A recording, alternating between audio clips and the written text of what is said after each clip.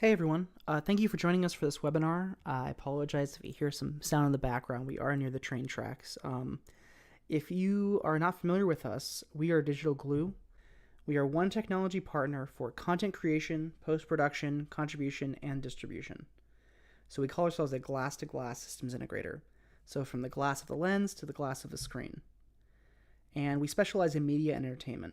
So we help you figure out what you need, get it for you, put it all together, teach you how to use it, and support you as you go. It's that simple. My name is Nick Anderson. I'm the presenter for this webinar, and I'm the product manager for Creative Space, as well as a colorist in Atlanta for the last 8 years. I've worked for clients such as McDonald's, Coca-Cola Studios, VH1, Imagine Music Festival, and more. With Creative Space, our mission is to minimize the time it takes to turn vision into reality. And the first step towards that is managed storage for creatives. So we provide storage as a managed service at your facility or in the cloud. We've got you covered. We know that creatives just want to focus on creating their work and don't want to focus on all the technical stuff. So we provide proactive support as a technology partner, not just a cleanup crew. We basically are like your in-house IT. And we provide intuitive software that you can use in your day-to-day life to manage your storage, your projects, etc. And if you become an early adopter, we can make that software specifically for you and your team and how you work. So you get hardware, software, and support for a fixed monthly rate. You can get what you need now, you don't have to budget for future years, and you can adapt to your changing needs. So this is the second in our series on a blueprint for the future of creative collaboration. And in this webinar, we're going to be focusing on collaborating in DaVinci Resolve specifically. So we're going to talk about DaVinci Resolve and the collaboration mode, working within constraints as a team, understanding specialties within post-production, making entertainment and what entertainment is, managing expectations and the trade-offs you have to go through with your team and your client, communication, and then we're going to review iterative workflows and give you some tools to contextualize the process. And then we're going to talk about getting back to creative. So what is DaVinci Resolve and why use it? Well, it's been the industry standard color corrector for 15 years. It was first used on a feature film in Oh Brother, Where Art Thou? And because it's at the end of the process, it needed to play nice with other post apps. So it really is like the Swiss Army knife in the post-production person's tool belt because it can bring in anything from other apps. And it's now available for the unbelievably affordable price of $2.99, one-time cost, free updates, just blows everything else out of the water. And it's an end-to-end post-production suite. With the acquisition of Fusion and Fairlight, now they have full end-to-end post with editorial, VFX, sound, and color. And with the collaboration mode, now you get real-time collaboration with no hassle. And all of this together means one very important thing, which is no more conform. And I'll go more into what conform is in a bit. So what are the technical requirements for collaboration? Well, you need the DaVinci Resolve Studio version of the software. The free version will not work because it doesn't have a Postgres database. You need shared storage so that everyone has access to the same media. So this would be a network storage system like a Creative Space collaborative storage system. And you need to install Postgres on one of the systems. So you can install it on your workstation. Creative Space systems actually come pre-installed with this. And that system you have installed on, you need it to be a project server. So it needs to be available for everyone to access at any time. So it's maybe not the best to put that on a workstation because you may not have access to that. You may want to reboot it, and then people will lose their work. So with Creative Space, you actually get the storage and the database on the same system. So what are the features in collaboration mode? We have bin, timeline, and shot locking. Bins in Resolve are like folders, and you can manually lock and unlock them. When you lock it, it becomes read-only. So others can still go and duplicate things from there, but they can't change it while you're working on it. As far as timelines, shots, and VFX comps, when you're in the respective pages and you're working on something, it automatically locks. So you don't even have to worry about setting anything. It's only when you want to manually lock a whole bin that you need to manually do it. And then there's the built-in chat function. So there's a chat box in the bottom right of the window. You can name each user, choose a colored icon, and all your messages get timestamped. Then you have a timeline comparison tool, which allows you to compare two timelines, visually see the differences, choose which changes to adopt, And you can duplicate timelines to keep track of these different versions. And finally, they have the project server software, which installs automatically with either version of Resolve and makes it really easy to install Postgres databases for collaboration. You can set up sharing, manage projects, and you can manage everything you need to do with databases from this app.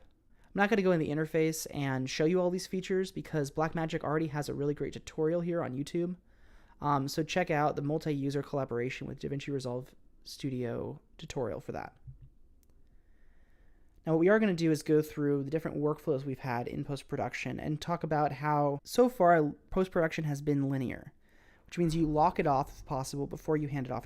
And so the whole production pipeline is like a train where one person is the conductor on the train steering it, and you get to each of these stops and you hand off control to another person. So you're handing off control, and that control is really who's driving the vision into reality. So production shoots the footage, and then typically like an assistant editor ingests that footage, prepares it for an editor. The editor picks that up, makes cuts. They pick some shots that they need to have enhanced for visual effects. And then they work with sound at the end of the cut, fill in all the sound, music, mix, etc. And then at the end of the process, everything comes together and you do color and finishing.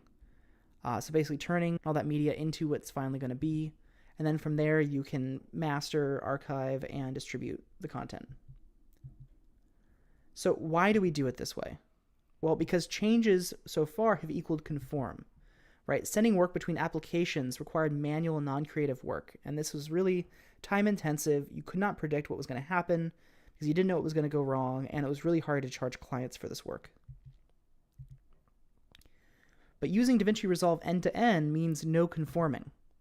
So teams can actually work in parallel, and that gives you more time to be creative and means fewer long nights in the office.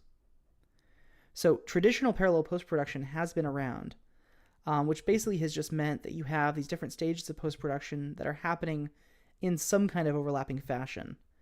But it's not really centralized, and everyone's working within their own individual applications.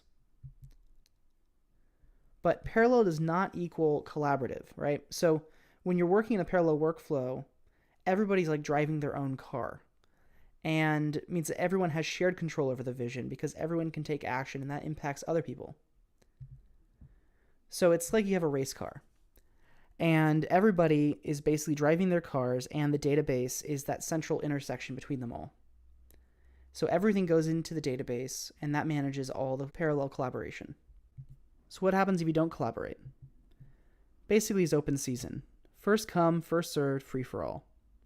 Right? So everybody's accessing the system, nobody's communicating, nobody has any idea what's going on, and you can just look and you have to analyze everybody's work to figure out where they're at. And so freedom can mean chaos, because with great power comes great responsibility. And so what happens if you don't collaborate? Well, you have media management chaos, right? Every man for himself, nobody knows where everything is. You don't really fulfill your potential because there's feedback that you could be getting that you're not getting. And you make unnecessary revisions because that input that you might get, you get afterwards. And then you also have potentially overlap with others, right? You and others may have the same idea, and because you're not communicating, you end up both wasting time. What happens if you do collaborate? Well, everybody's on the same page. You understand everyone's strengths, so you can delegate tasks more efficiently. You get feedback when you're unsure, so you never have to worry or stress. And you maximize your collective creativity. So you may be wondering, where do you start? Well, you have to start at the beginning, obviously. So before you start working, there's some technical stuff that you're going to have to figure out, because once you start working, you can't change them. So local versus remote grades is one that's important to me. I always go in and I change from local to remote, so I uncheck that local grade option. And what that does basically is it means that when I have a clip and I grade that, every other instance of that clip in the timeline will also get that color. Now, not everyone likes doing this because then you have the chance that you may change something unintentionally. So it's really important to make sure that you do what's comfortable for you, but this does affect behavior for everyone else. If I leave it at local, that means when I grade one shot, and then let's say I get a timeline from Premiere and bring that in again, I'm going to have to manually adapt the grades on or use the color trace feature. So for me, it's easier to just use the remote grades. And then the timeline frame rate is the frame rate that your whole project basically is going to be at. And once you import media, you can't change that. So you need to make sure that you set that properly, whether that's 23976 or 24 or 30 FPS, whatever it is. Make sure you know what that is and you set it at the beginning. Sizing and speed behavior. This is really important when working between other applications like Final Cut Pro 10 and Premiere with Resolve. Each program uses XML data differently, and you need to set the settings properly before you bring in an XML.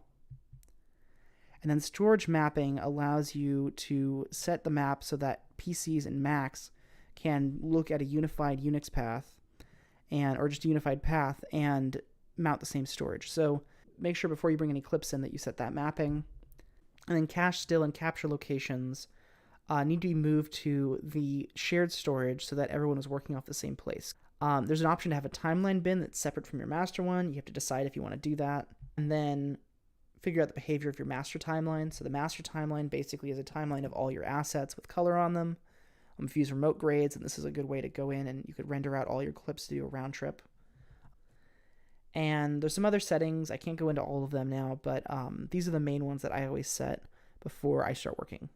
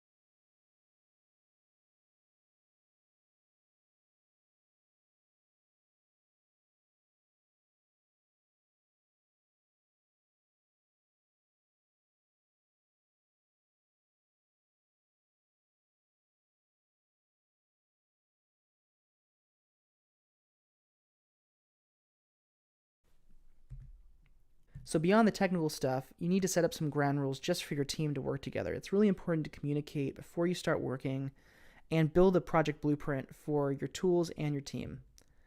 So a good exercise is to break down each team member's skills and passions and build a map for assigning tasks. It's okay to have overlapping skills, but you need to have one person who's responsible for any task. And everyone can contribute, but only one person can take responsibility and be in charge of that task's execution.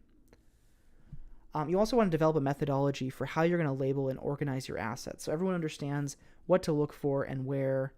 And this is basically done by figuring out how you're going to handle these different types of assets you're getting, figure out how you're going to receive them, and is there a process that you have to go through with these assets after you get them before people can work with them?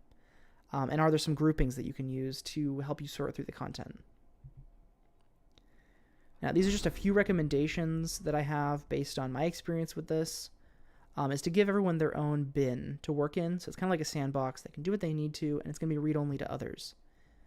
And you need to develop a chain of custody for assets. So whether it's a timeline, a specific clip, a bin, the effect shot, whatever it is, by having a chain of custody, you have a very practical handoff to tell each person in the production when they can start touching something.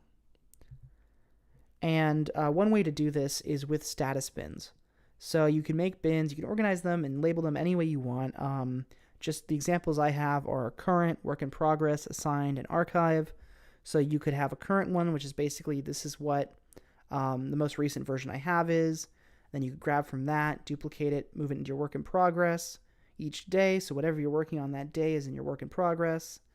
If you have work you want to give to someone else, you can put that in their assigned folder or bin. And the archive basically becomes all the old timelines and assets that are not relevant anymore, but you might want to go back and check out.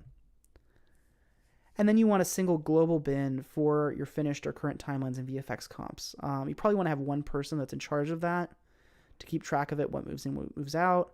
And usually you have like one from each person or one timeline at the end of each day for each reel that will be the finished one that everyone will then grab from the next day and keep working on. And once again, it's important to define and adhere to a naming convention. And this is particularly useful for breaking down your reels, editors, versions, dates, etc., in order to make sure that anybody can pick up a timeline, know what it is, and just start working on it without any hassle.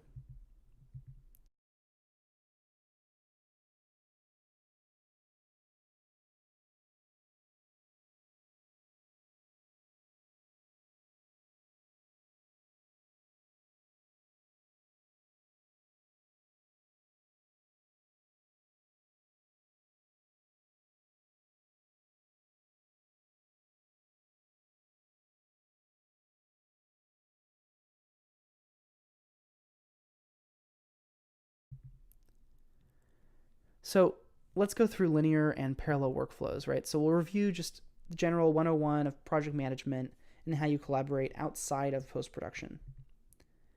So traditional workflows have been called water flow workflows. So you have a fixed scope that's not going to change. You define it at the beginning, and then as you have issues throughout the process, then those ripple on with consequences. So you end up then pushing the timeline out. So because you fix your scope, you have to estimate resources and time. And so unexpected obstacles don't change the final scope. You have to allow the opportunity to allow more time and resources as they're needed. On the other side, you have agile workflow. So you flip that on its head, you have fixed resources and time. No matter what you do, your schedule is defined, you can't change it, and your resources are going to be allocated to meet those deadlines. So with those fixed, now what you have to estimate is your scope. So what you want to do is provide as much value as possible within the constraints by iterating and getting feedback. So it becomes an iterative workflow where you're just trying to get as much done possible within the small amount of time you have. So what is a sprint? Well, it's basically a set of specific tasks that are going to be done over a short duration. So you break down larger goals into a manageable set of tasks. And what does this look like? Well, you define a collective goal, you work towards that goal, you iterate as much as possible in the process, and then you finish that sprint at the defined end date. And then you cycle this process until you get to the end, hopefully getting as much work done as possible in the process. So how does this apply to post-production? Well, you have to define the different roles and specialties of post-production and who does what. So here are some post-oriented sprints. You might have a deliverable as a sprint that's designed to get feedback from a client, so you can clarify and develop the vision. You might have a sprint for editors that's a specific cut that's designed to define work for others. Then VFX artists will make shots, so they'll go through iterations on these shots and get feedback, and then those will end up going into the edit. Colorists will make looks, so they can make different kinds of looks, all different options, but it's really designed to help the editor establish the mood. So typically the editor will have to work first, or maybe even at the beginning. A colorist will be doing dailies. They can do sprints at any part of the process, but they're always revolving around looks. And then sound crafts mixes to help transport the editor into the content. So when an editor defines, here's what's going on visually, they can bring in VFX, etc. Sound then uses those visual cues to bring in different files. That could be Foley, could be sound cues, music, composition, whatever it is. It helps build the world, and all these things are basically like a feedback loop into the editors to help them work better.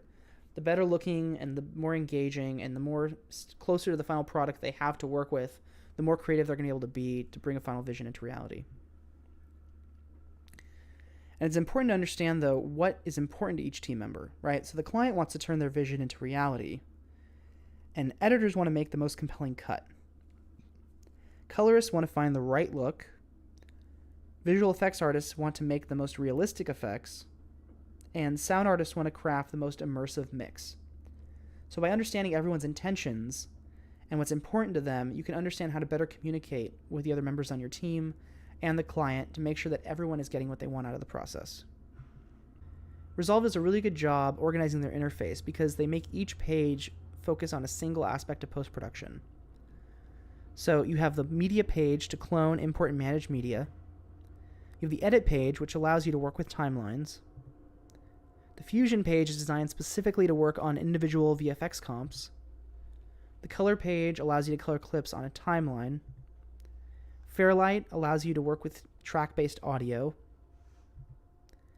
And then the Deliver page manages all the exporting and rendering of media and metadata.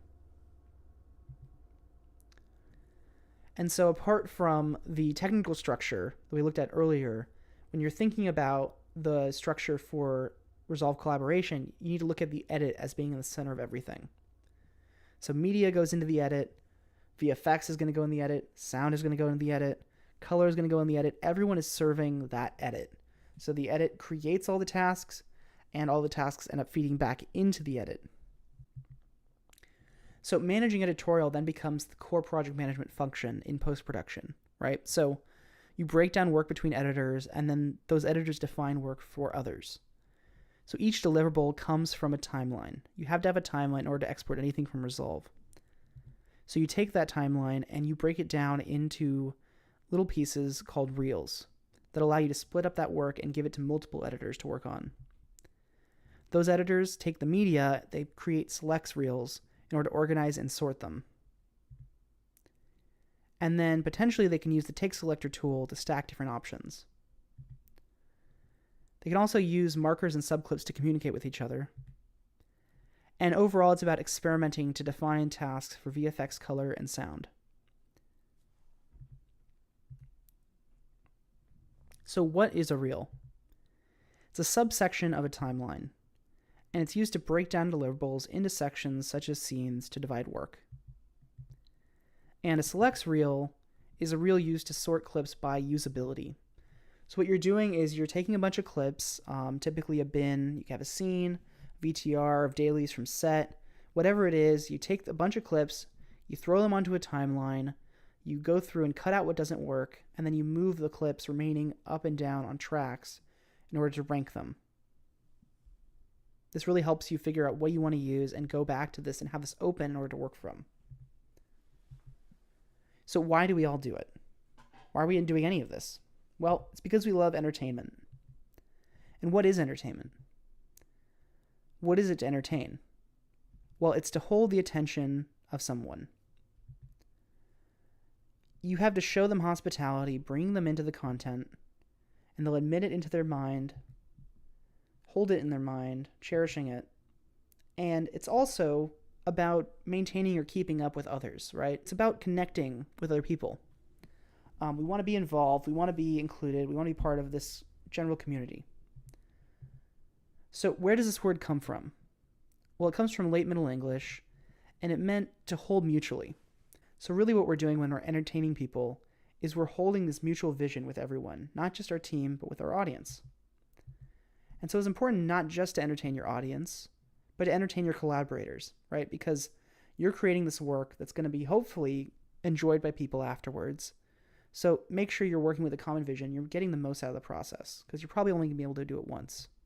So make sure you're mutually holding a single vision. It is your responsibility to manage expectations, right? And you do that by asking questions. You need to communicate trade-offs to your team and your clients, right? Get on the same page. Nobody is perfect. So you need to have these really hard conversations with your client to make sure that they're prioritizing and they're making the decisions on what's going on, because there are trade-offs, right? So you may think, oh, I've got freedom because these things haven't been dictated out for me. But the less information you receive, really the more you have to guess. And the expectations the client has are not necessarily different. So every freedom is a risk. And you need to make sure you understand your part in the process. You need to understand the value of intentions versus goals. Figure out everyone on your team's and the client's intentions. Everyone has their own opinion. If you figure out what's important to everyone and don't just accept limited information, then you all can figure out when you need to adapt your goals, make sure you can keep everyone happy. Now, quality versus quantity seems like it's a really easy thing to figure out, but really every client is different, every team is different. Some teams may want to focus on getting as much done before they interact with each other. So that would be the quality side. So basically you are creating a product, you're making it as good as you possibly can, expecting it to be the final product, and then maybe you get feedback in response. Otherwise, you have the quantity approach where client really wants to be involved, so you just make every option, you give them to decide, and they make those decisions. And so it's more about trying and making a lot of options and then getting that feedback before you put the quality into it. And it's really about managing time and how often you get feedback from your client and team. And unfortunately, not every project is really valued by the client. Everything's not a masterpiece. So sometimes things just need to go out fast. And so creativity takes time, and maybe speed is the priority, and you need to make sure that your decisions affect the intentions of your client, or basically just balance that at least. So you need to figure out how flexible your schedule is and make sure that you're prioritizing getting something done fast or getting it done right, depending on what the client wants, and making sure they understand that trade-off. So what's the key to successful collaboration? It's communication, communication, communication. You have to be both proactive and reactive. If you think about something and you don't know the answer, you should ask someone. If someone comes to you with something, you should listen and you should work with them. I know what you're thinking. Sounds chaotic. Take a deep breath.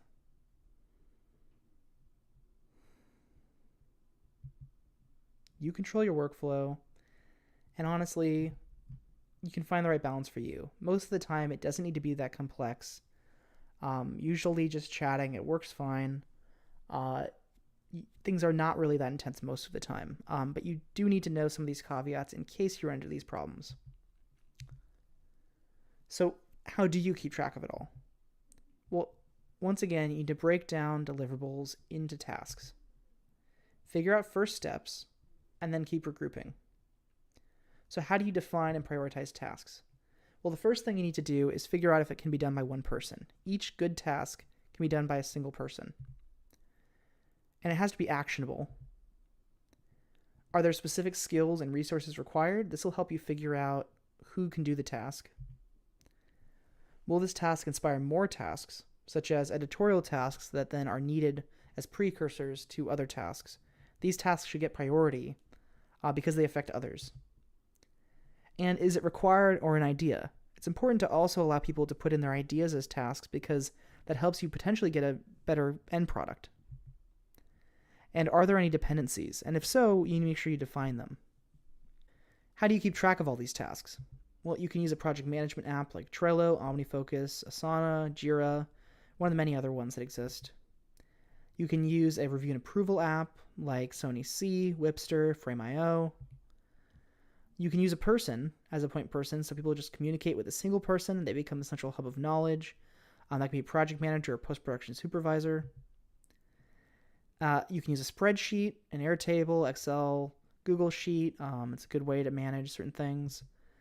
And you could use just the basic built-in chat within Resolve. That might be good enough for your workflow. As Ed Catmull would say, focus on getting it right, not getting it right the first time. This was the core thesis of the previous presentation, and it's relevant here again as we go into IARCs because it's really important to understand the nature of iteration and its role in helping you get to the best end product, even if you don't know what you're supposed to be doing initially. It's all about iteration. Taking action on tasks to reveal what needs to be done next, and then doing those things, revealing the next steps, and doing this as much as you can so that you can figure out what you need to do and take the not so great and make it the great. So each iteration is an IARC. So that's intention, action, reaction, and change. So what is an IARC? It's a cycle of iterations driving you towards the best outcome through trial and error. You have an intention where you define your priorities, what's important, and what is the desired end result. You take action, which is your best effort forward towards the final product. You get the reaction from your team and your client, and you process that feedback in order to apply it to the next iteration. That's the change.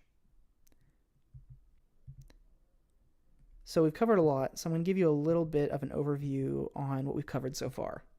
So we went through DaVinci Resolve, its features and requirements, how to collaborate in parallel with others, going through the 101 of different project management techniques, talking about the different roles and aspects in post-production, how to mutually hold a vision with your team and your audience, the unavoidable trade-offs that you need to make sure you communicate with your team and your client, how to break down work into actionable tasks in order to get them done,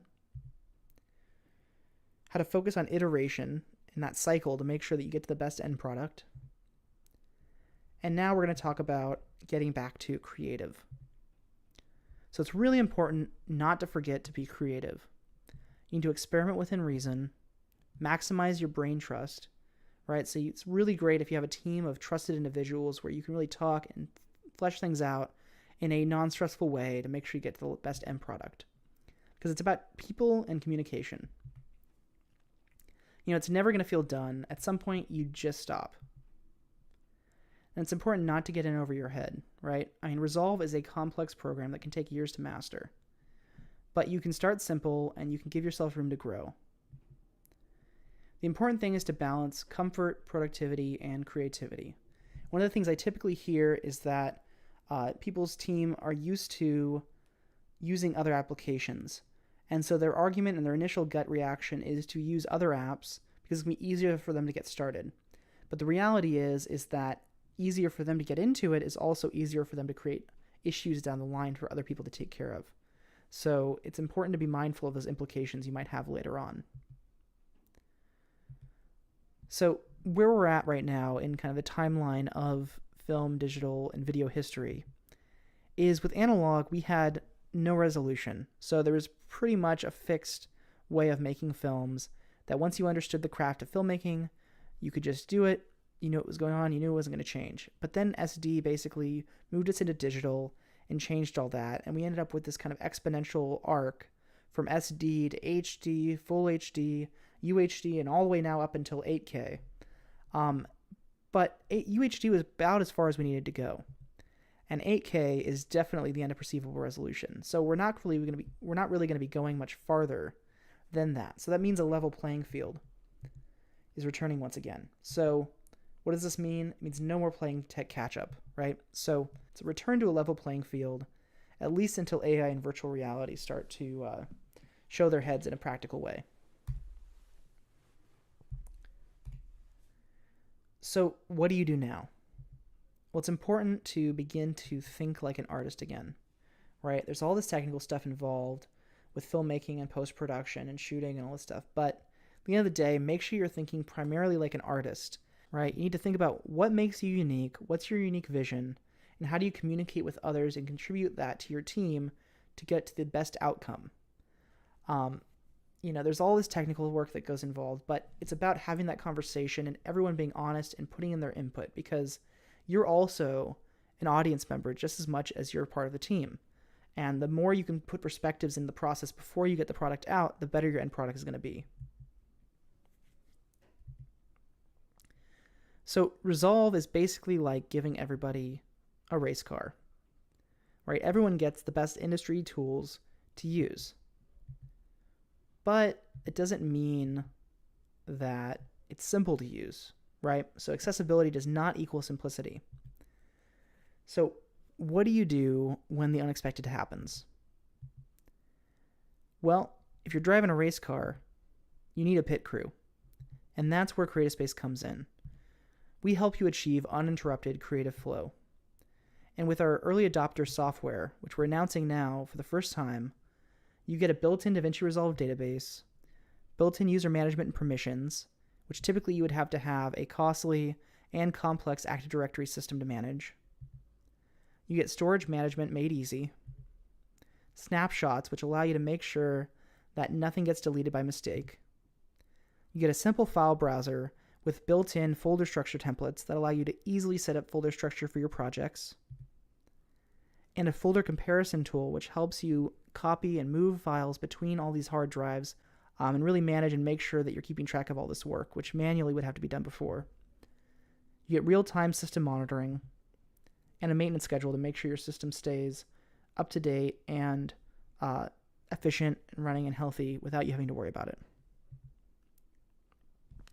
And just for this webinar, we actually have a promotion going on. So this is valid on all 2 and 3 year plus contracts.